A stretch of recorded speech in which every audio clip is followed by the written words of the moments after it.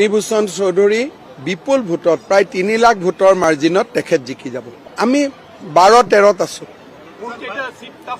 একো টাফ নাই, গোটেইকেইটা চিট সব একেই পৰে। চক বিজেপি এজিপি আমি একেই আছো। এবাৰ চাহ খাই বহি ল'লে ঠিক হৈ যায়, ইয়াত কোনো ইস্যুৱে নাই। এইবিলাক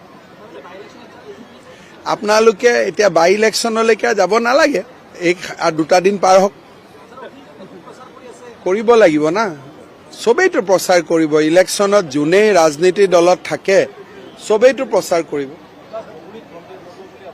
ধুবুৰীত কণ্টেষ্ট হ'ব, মই নাজানো এইবিলাক কি হৈ আছে, এইবিলাক দেখাও নাই শুনাও নাই। ইয়াত আৰু ক'ত ৰাহুল গান্ধী কথা পাতি বঙাইগাঁৱত ফণীভূষণ চৌধুৰী ডাঙৰীয়াৰ হৈ প্ৰচাৰ অভিযানত আমি অংশ ললো।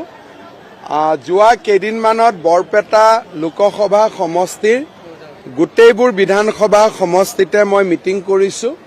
ৰাইজৰ বহুত উৎসাহ আৰু উদ্দীপনা। ফণীভূষণ চৌধুৰী বিপুল ভোটত প্ৰায় 3 লাখ ভোটৰ মাৰ্জিনত তেখেত জিকি যাব। আমি 12-13ত আছো।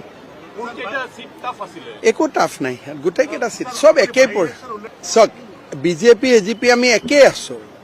এবাৰ চাহ খাই বহি ল'লে ঠিক হৈ যায়, ইয়াত কোনো ইস্যুৱে নাই। এইবিলাক আপোনালোকে এতিয়া বাই ইলেকশ্যনলৈকে যাব নালাগে, এই 2 দিন পাৰ হওক, কৰিব লাগিব না। সবেইতো প্ৰচাৰ কৰিব, ইলেকশ্যনত যোনেই ৰাজনীতিৰ দলত থাকে সবেইতো প্ৰচাৰ কৰিব। ধুবুৰীত কণ্টেষ্ট হ'ব, মই নাজানো এইবিলাক কি হৈ আছে, এইবিলাক দেখাও নাই শুনাও নাই।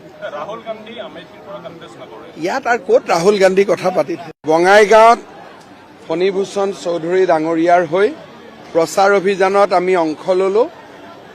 যোৱা কেইদিনমানত বৰপেটা লোকসভা সমষ্টিৰ গোটেইবোৰ বিধানসভা সমষ্টিতে মই মিটিং কৰিছোঁ। ৰাইজৰ বহুত উৎসাহ আৰু উদ্দীপনা।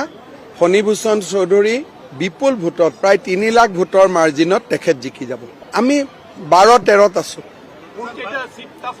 একো টাফ নাই, গোটেইকেইটা চিট সব একেই পৰে। চক বিজেপি এজিপি আমি একেই আছো। এবাৰ চাহ খাই বহি ল'লে ঠিক হৈ যায়, ইয়াত কোনো ইস্যুৱে নাই। এইবিলাক আপোনালোকে এতিয়া বাই ইলেকশ্যনলৈকে যাব নালাগে, এই 2 দিন পাৰ হওক,